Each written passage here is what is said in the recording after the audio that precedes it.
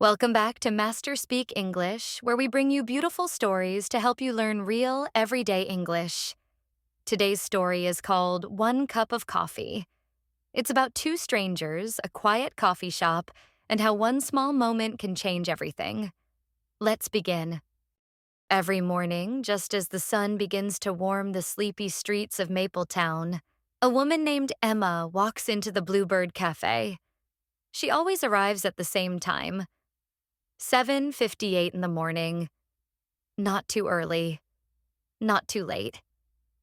She pushes open the glass door, and the soft chime of the little bell above it welcomes her like an old friend. The cafe smells of warm bread, cinnamon, and freshly ground coffee. It's peaceful inside. The kind of place where time feels slower, where mornings feel like a beginning, not a rush. Emma is a writer. She is working on her first novel, although some days she only writes one sentence. On others, she writes pages and pages without stopping.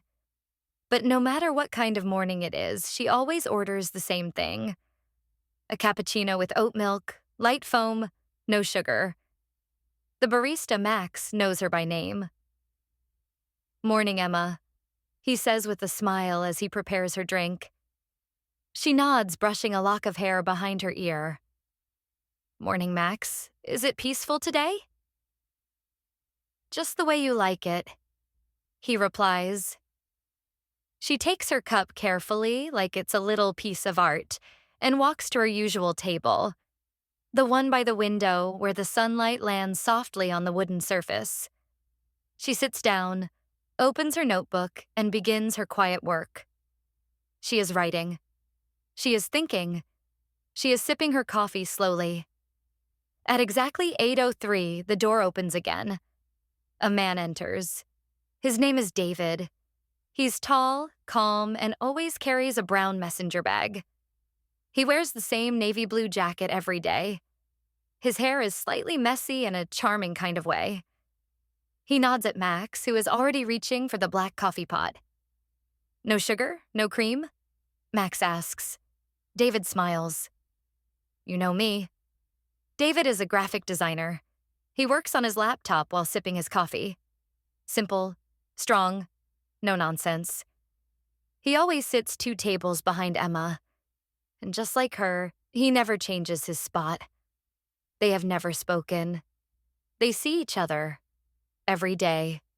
A glance, a half smile, a familiar presence in a quiet space. They don't know each other's names. They don't know what the other does or why they both come here at the same time every day. But still, there is something between them. Not romance, not yet. More like rhythm. Like 2 melodies playing quietly beside each other, never touching but never far apart. And then, one rainy morning, everything changes. It is a Wednesday in early spring. Rain is falling steadily outside, tapping against the cafe windows like soft fingers. The usual quiet hum of the coffee shop is replaced by a buzz of voices. A tourist group has taken over the back tables. There are suitcases piled near the counter, and loud laughter fills the air. Emma walks in, her green coat damp with rain. She looks around, clutching her notebook to her chest. Her usual table, the one by the window, is taken. 2 teenagers are sitting there, sipping matcha lattes and filming themselves on their phones. She stands still, unsure of what to do. At that moment, David enters, shaking drops of rain from his umbrella. His eyes scan the cafe. His table is also gone, occupied by a couple sharing a croissant and a newspaper. There's only one table left, a small round one in the center of the cafe. Emma and David look at each other for a moment. He smiles. She smiles back. "Well," she says softly, "it looks like we're out of luck." "Seems so," he replies. She hesitates, then says, "Would you like to share the table?" David nods. "Sure, why not?" And so, for the first time, they sit down together. One table, two coffees. One quiet beginning. At first, they sit in silence. Emma opens her notebook. David opens his laptop. The sounds of the cafe fill the space between them. The hiss of milk frothing, the clinking of cups, the quiet background music. Then David speaks. I think I've seen you here before. Emma smiles, still writing. Every morning, same table. Yeah, me too. You're always by the window. And you're always near the bookshelf, she says, looking up at him. They laugh gently, and just like that, the wall between them disappears. They begin talking, first about coffee, then about books. Emma tells him she's writing a novel, though she's not sure how it ends yet. David tells her he designs websites and logos, but he dreams of illustrating children's books someday. They talk about rainy days, about their favorite breakfasts, about why some people take photos of everything and others just sit quietly with their coffee. Time begins to stretch. 20 minutes pass. Then 40. Neither of them notices. Finally, Max calls out from behind the counter. Hey guys, we're closing in 10. They look around in surprise. Emma says, That went fast. David nods. Time flies when you're talking. She gathers her things. Same time tomorrow?